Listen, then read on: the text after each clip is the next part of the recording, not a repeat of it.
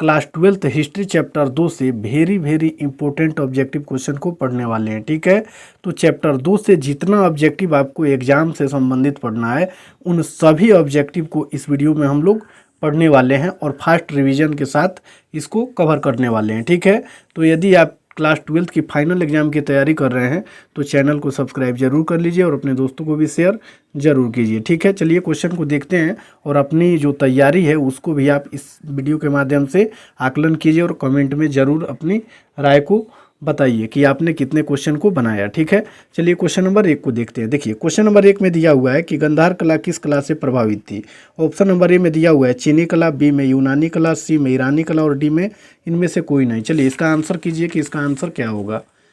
देखिए इस प्रश्न का सही आंसर ऑप्शन नंबर बी हो जाएगा, यूनानी कला। जो गांधार कला थी वो यूनानी कला से प्रभावित थी। ठीक है, 2 नंबर क्वेश्चन को देखेंगे। 2 नंबर क्वेश्चन में दिया हुआ है कि मौर्य काल में न्यायिक अधिकारी कौन था। मौर्य काल में न्यायिक अधिकारी कौन था। ऑप्शन नंबर ए में दिया हुआ है राजुक, बी में दंडपाल, सी में दुर्गपाल और डी में सन्निधाता। ठीक है, चलिए इसका आंसर कीजिए 2 का सही आंसर क्या होगा। देखिए 2 का सही आंसर ऑप्शन नंबर ए हो जाएगा, राजुक। ठीक है, मौर्य काल में न्यायिक जो अधिकारी था उसे राजुक कहा जाता था। ठीक है, चलिए फिर आगे वाला क्वेश्चन देखेंगे। 3 नंबर क्वेश्चन में दिया हुआ है पर्ण किस धातु का सिक्का था। ऑप्शन नंबर ए में दिया हुआ है सोना, बी में चांदी, सी में तांबा और डी में कांस्य। चलिए इसका आंसर कीजिए, इसका आंसर क्या होगा। चलिए 3 नंबर क्वेश्चन का सही आंसर ऑप्शन नंबर बी हो जाएगा, चांदी। यानी पर्ण जो था वो चांदी का सिक्का था। क्वेश्चन में दिया हुआ है कि सूती वस्त्र उद्योग के लिए कौन प्रसिद्ध था। Option number A Udaipur, B में हम्पी, सी में कालीकट और डी में गोलकुंडा। चलिए इसका आंसर कीजिए, इसका सही आंसर क्या होगा। इस प्रश्न का सही आंसर ऑप्शन नंबर ए हो जाएगा, उदयपुर। ठीक है, यानी सूती वस्त्र के लिए उदयपुर प्रसिद्ध था। चलिए फिर 5 नंबर क्वेश्चन को देखेंगे। 5 नंबर क्वेश्चन में दिया हुआ है कि वीणा बजाते हुए सिक्के किसने जारी किए। Option number A Bimbisara, B में दिया हुआ है अशोक, सी में कनिष्क और डी में समुद्रगुप्त। चलिए इसका आंसर कीजिए, इसका सही आंसर क्या होगा।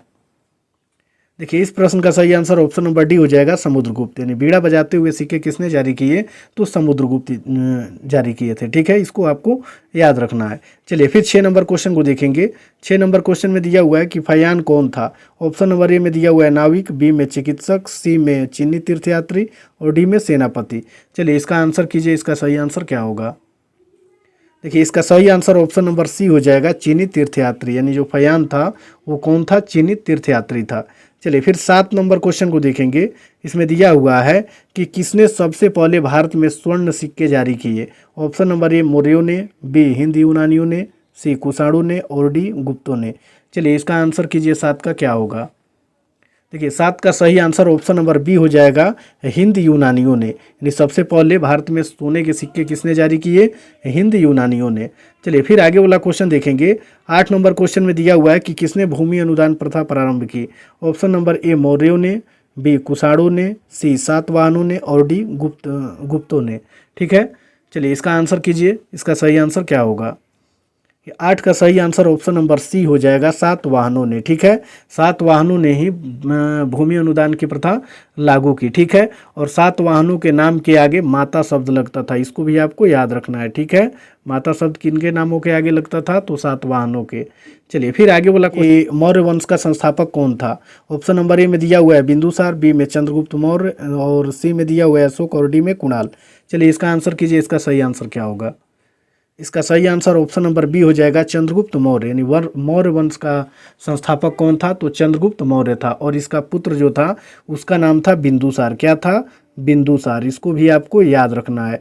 चंद्रगुप्त मौर्य का जो पुत्र था बिंदुसार और बिंदुसार का पुत्र कौन था, अशोक। ठीक है, चलिए फिर आगे वाला क्वेश्चन देखेंगे। क्वेश्चन नंबर 10 में दिया हुआ है मौर्य वंश का अंतिम राजा कौन था। Option number A Kunal, B में दिया हुआ है अशोक, सी में बिंदुसार और डी में बृहद्रथ।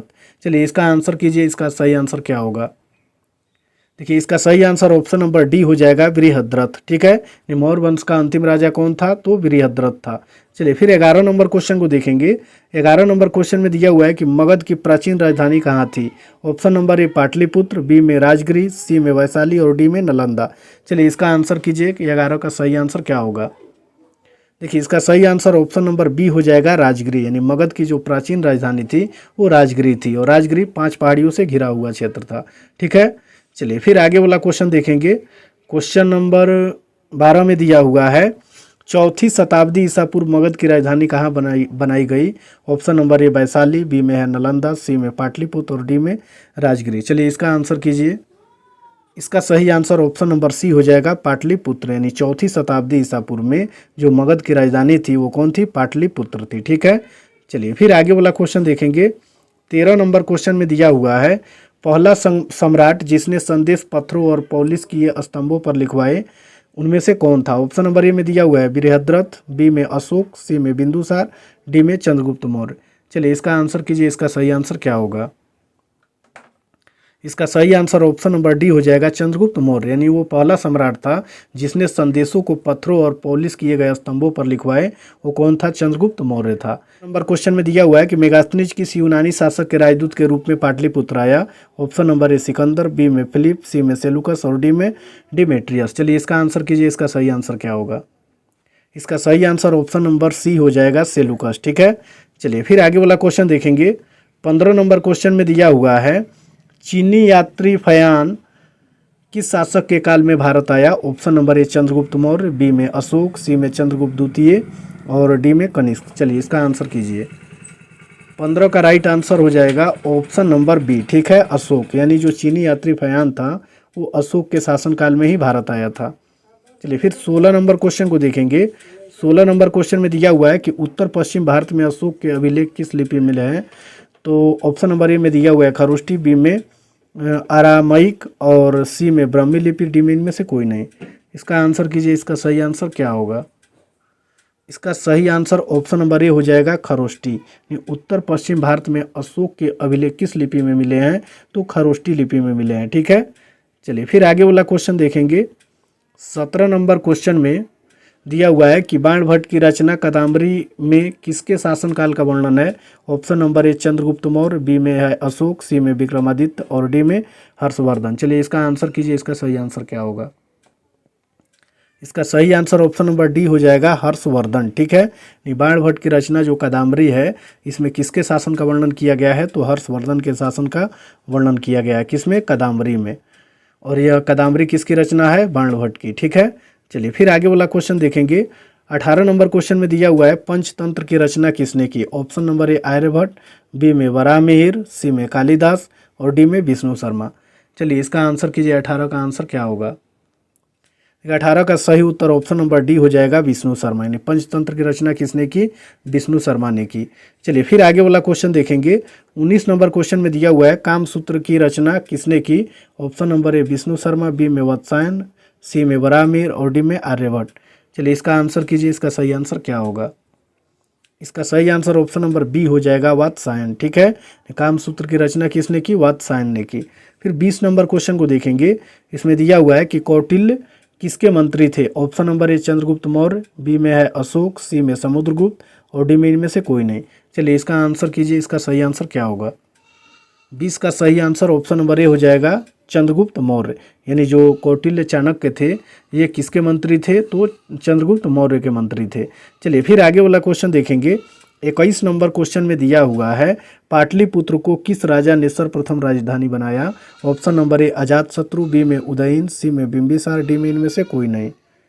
तो इसका सही उत्तर हो जाएगा ऑप्शन नंबर बी उदयन। ठीक है, यानी पाटलिपुत्र को किस राजा ने सर्वप्रथम राजधानी बनाया? तो उदयन ने बनाया। चलिए फिर 22 नंबर क्वेश्चन को देखेंगे। 22 नंबर क्वेश्चन में दिया हुआ है अंगुत्तर निकाय के उपाध्याय कितने हैं? ऑप्शन नंबर ए में दिया हुआ है 8, बी में 9, सी में 32 और डी में 12। चलिए इसका आंसर कीजिए, इसका सही आंसर क्या होगा? देखिए इसका सही आंसर हो जाएगा 22 का ऑप्शन नंबर बी 9। ठीक है, यानी अंगुत्तर निकाय के अध्याय कितने हैं? तो 9 हैं। फिर मगध साम्राज्य की स्थापना किसने की? तो ऑप्शन नंबर ए में दिया हुआ है बिंबिसार, बी में अजातशत्रु, सी में उदयन और डी में इनमें से कोई नहीं। तो इसका सही आंसर कीजिए, इसका सही आंसर क्या होगा? इसका सही आंसर हो जाएगा ऑप्शन नंबर ए बिंबिसार। ठीक है, नहीं मगध साम्राज्य की स्थापना किसने की? तो बिंबिसार ने की थी। ठीक है, चलिए फिर आगे वाला क्वेश्चन देखेंगे। 24 नंबर क्वेश्चन में दिया हुआ है कि चंद्रगुप्त मौर्य का शासनकाल है। तो ऑप्शन नंबर ए में दिया हुआ है 544 से 412 ईसा पूर्व, फिर बी में दिया हुआ है 324 से 298 ईसा पूर्व, सी में 344 से 323 ईसा पूर्व और डी में दिया हुआ है 412 से 323 ईसा पूर्व। चलिए इसका आंसर कीजिए, इसका सही आंसर क्या होगा? देखिए 24 का सही आंसर ऑप्शन नंबर डी हो जाएगा। ठीक है, 412 ईसा पूर्व से 323 ईसा पूर्व, यानी चंद्रगुप्त मौर्य का शासनकाल क्या था, तो इसका सही उत्तर हो जाएगा ऑप्शन नंबर डी। चलिए फिर आगे वाला क्वेश्चन देखेंगे। 25 नंबर क्वेश्चन में विक्रमादित्य की उपाधि किसे दी जाती है? ऑप्शन नंबर ए चंद्रगुप्त प्रथम, बी में दिया हुआ है चंद्रगुप्त द्वितीय, और सी में समुद्रगुप्त, और डी में स्कंदगुप्त। इसका आंसर कीजिए, इसका सही आंसर क्या होगा? इसका सही आंसर ऑप्शन नंबर बी हो जाएगा। ठीक है, चंद्रगुप्त द्वितीय।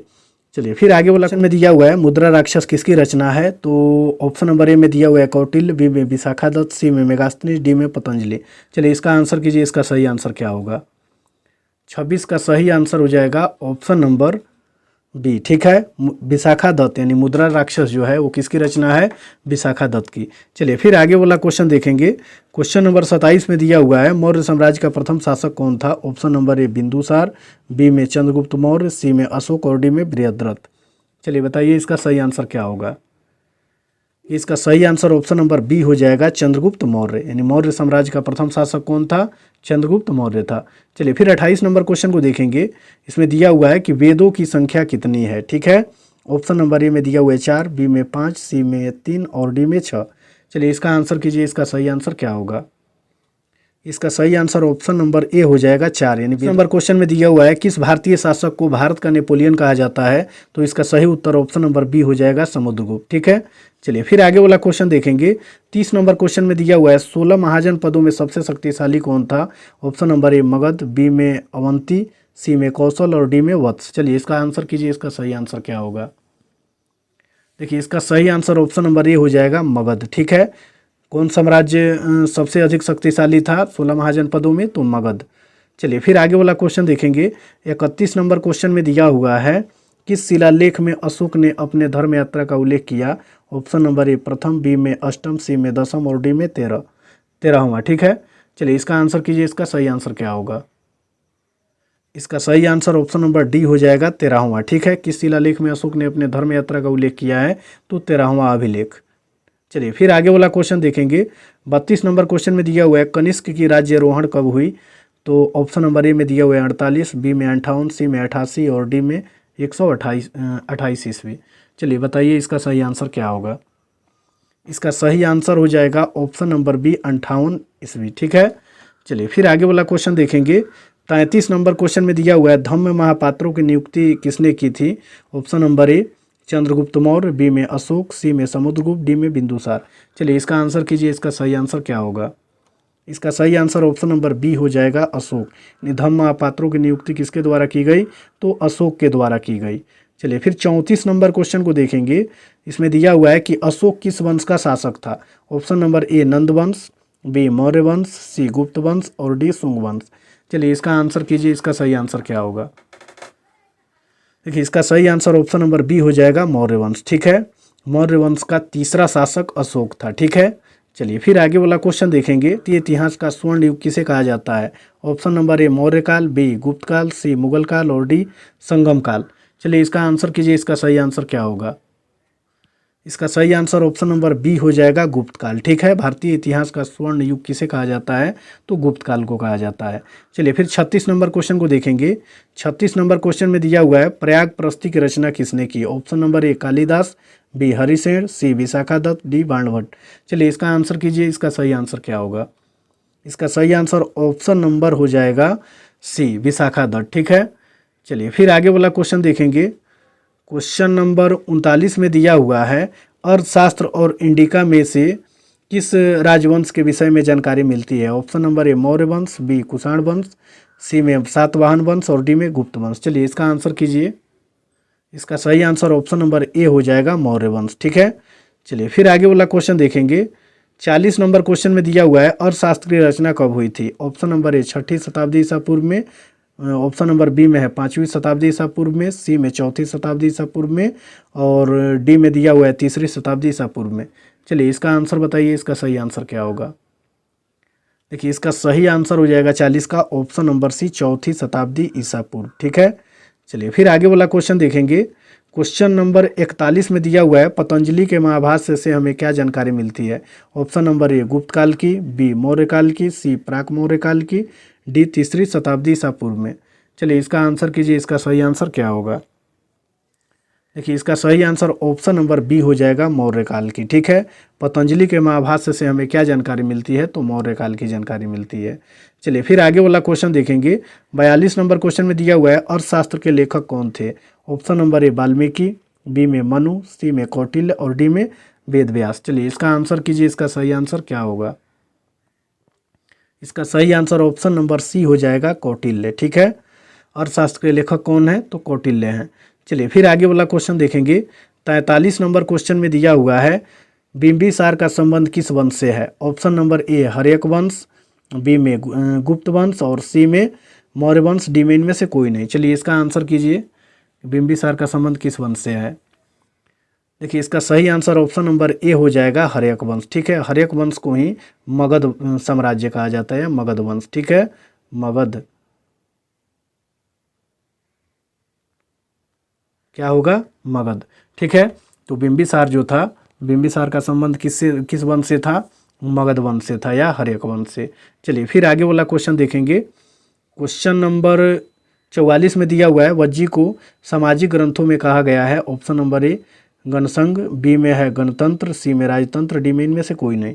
चलिए इसका आंसर कीजिए, इसका सही आंसर क्या होगा। इसका सही आंसर ऑप्शन नंबर ए हो जाएगा, गणसंघ। यानी वज्जी जो है उसको सामाजिक ग्रंथों में गणसंघ कहा गया है। फिर 45 नंबर क्वेश्चन को देखेंगे। इसमें दिया हुआ है कि जनपद शब्द का शाब्दिक अर्थ है। ऑप्शन नंबर ए जहाँ लोग मवेशी रखते हैं, ऑप्शन नंबर बी जहाँ लोग अपना घर बनाते हैं, ऑप्शन नंबर सी ए और बी दोनों, डी इनमें से कोई नहीं। चलिए इसका आंसर कीजिए, इसका सही आंसर क्या होगा। 45 का सही आंसर ऑप्शन नंबर बी हो जाएगा। ठीक है, जहाँ लोग अपना घर बनाते हैं। चलिए फिर आगे वाला 46 नंबर क्वेश्चन को देखेंगे। इसमें दिया हुआ है कि पंच चिन्ह वाले सिक्के बने होते थे। ऑप्शन नंबर ए सोने के, बी चांदी के, सी तांबे के और डी बी और सी दोनों। चलिए इसका आंसर कीजिए, इसका सही आंसर क्या होगा। देखिए इसका सही आंसर ऑप्शन नंबर हो जाएगा डी, बी और सी दोनों। यानी पंच चिन्ह वाले सिक्के बने होते थे तो चांदी और सोने, चांदी और तांबे दोनों के बने होते थे। क्या हुआ है कि अशोक द्वारा प्रचारित बौद्ध धर्म कहाँ प्रचलित नहीं हुआ। Option number A Syria, B Britain, C Sri Lanka, D Japan. चलिए इसका आंसर कीजिए, इसका सही आंसर क्या होगा। इसका सही आंसर हो जाएगा ऑप्शन नंबर बी ब्रिटेन। ठीक है, चलिए फिर आगे वाला क्वेश्चन देखेंगे। 48 नंबर क्वेश्चन में दिया हुआ है कि प्रसिद्ध ग्रंथ इंडिका की रचना किसने की। Option number A Kautilya, B Megasthenes, C Alberuni और डी इत्सिंग। चलिए इसका आंसर कीजिए, इसका सही आंसर क्या होगा। इसका सही आंसर ऑप्शन नंबर बी हो जाएगा, मेगास्थनीज। ठीक है, चलिए फिर 49 नंबर क्वेश्चन को देखेंगे। इसमें दिया हुआ है प्राचीन भारत में धम्म की शुरुआत किस शासक ने की थी। Option number A Chandragupta Maurya, B में चंद्रगुप्त द्वितीय, सी में अशोक और डी में कनिष्क। चलिए इसका सही आंसर हो जाएगा 49 का ऑप्शन नंबर सी अशोक। ठीक है, धम्म की शुरुआत किसने की थी, अशोक ने की थी। चलिए फिर आगे वाला 50 नंबर क्वेश्चन को देखेंगे। महावीर ने पार्श्वनाथ के सिद्धांतों में नया सिद्धांत क्या जोड़ा। ऑप्शन नंबर ए अहिंसा, बी में ब्रह्मचर्य, सी में सत्य और डी में अपरिग्रह। चलिए इसका आंसर कीजिए, इसका सही आंसर क्या होगा। इसका सही आंसर ऑप्शन नंबर बी हो जाएगा, ब्रह्मचर्य। यानी महावीर पार्श्वनाथ के सिद्धांतों में नया सिद्धांत क्या जोड़ा, ब्रह्मचर्य जोड़ा। ठीक है, चलिए फिर 51 नंबर क्वेश्चन को देखेंगे। इसमें दिया हुआ है कलिंग युद्ध कब हुआ था। ऑप्शन नंबर ए 262 ईसा पूर्व, बी में 261 ईसा पूर्व, सी में 260 ईसा पूर्व और डी में 250 ईसा पूर्व। चलिए इसका आंसर कीजिए, इसका सही आंसर क्या होगा। इसका सही आंसर ऑप्शन नंबर बी हो जाएगा, 261 ईसा पूर्व। ठीक है, आज के चैप्टर 2 से मात्र आपको फाइनल एग्जाम के लिए 51 प्रश्न को ही कंप्लीट करके जाना है। ठीक है, 100% एक एक क्वेश्चन आपके एग्जाम में चैप्टर 2 से अगर पूछता है तो इसमें से ही रहेगा। ठीक है, अगर वीडियो पसंद आए तो वीडियो को लाइक जरूर कीजिए और चैनल को सब्सक्राइब करके अपने दोस्तों को भी शेयर जरूर कीजिए।